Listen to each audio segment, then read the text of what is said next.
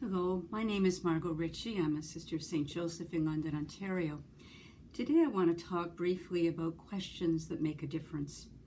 It strikes me that more and more in our congregations, in our relationships, not to mention in our world, the questions we ask matter.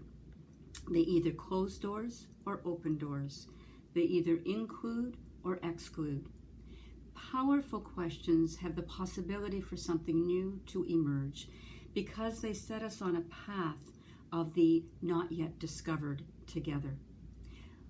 First thing, sometimes a question is just a question. How many quotes do we need to get for this project? What's the timeline and the communication path for this initiative? Or how can we work with our budget and make this happen? You get the idea. We need these kinds of questions. The second kind of question are questions that become boring because we know the script already. Another way to say this is that we already know the answer.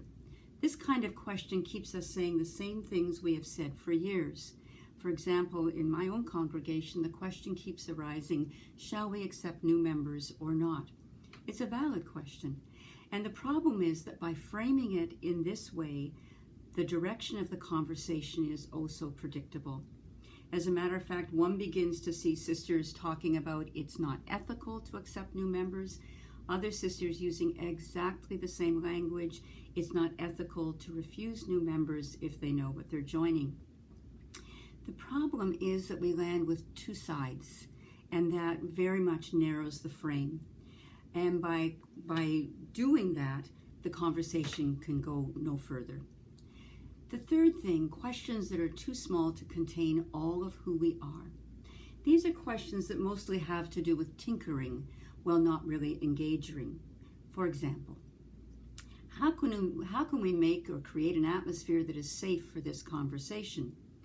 By this question, we lose sight of the fact that while we need safe enough space, we also need brave space in our being together. Or how can we get people to buy into our vision? I'm not sure anybody actually asks that question anymore. But the problem is that we assume that our vision is the sole vision that ought to be bought into. Peter Block gives some examples of questions that don't keep our thinking too small. For example, what is the story you are telling about the problems of this community? Or what is your contribution to the very things that you complain about? Or what communities or voices do we almost never invite into our conversations? The other questions that arise are from a video I saw on multi-solving on climate change. And she says, how can solving my problem also solve your problem? How can we strengthen our connection to each other? The fourth kind of question I want to talk about is questions that have startle power because they change the framework. And I think this is probably the most significant kind. It's interesting to recall times in our own experience, either personal or communal, where we say, that's a good question. I never thought of it that way before. And so the first example I want to give is actually from a counseling situation. I recall about 30 years ago, when there was an experiment going on in our congregation. Everything in me ought to have been able to connect with this initiative, but I simply could not.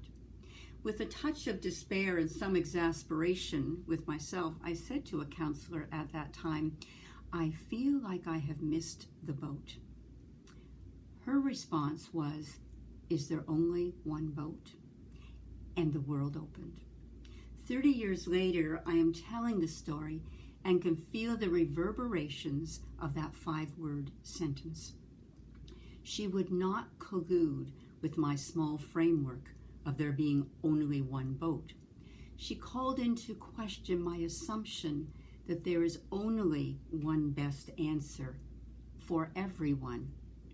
And in one small question, she opened the space for something new to emerge, like diversity, like the meaning of belonging, like integrity, which cuts across so many areas that we are involved in. Another example of changing the framework is a discussion that I've been part of hearing is we only have 2 chapters left. And I was at a table that was discussing this, and someone said, why are we using juridical, canonical language and framework to talk about our relational life together? Obviously, these are questions that need to be asked about planning for our future, but the person raising the question called into question our very framework that we had moved into, which was also a framework of scarcity. And the last thing I want to talk about is questions of identity that really invite us into our interconnectedness. In other words, questions that move us into an integral ecology lens. All of us know how interconnected we are. Our charisms really spring forth from that knowledge. You know, we know, for example, some of us are talking about fossil-free investment policies. We realize how they affect people in the energy industries. And sometimes it strikes me before a really good question, or after a really good question, before springing into action or even springing into words, we sometimes simply need to be aware that shifting to this integral ecology lens changes everything.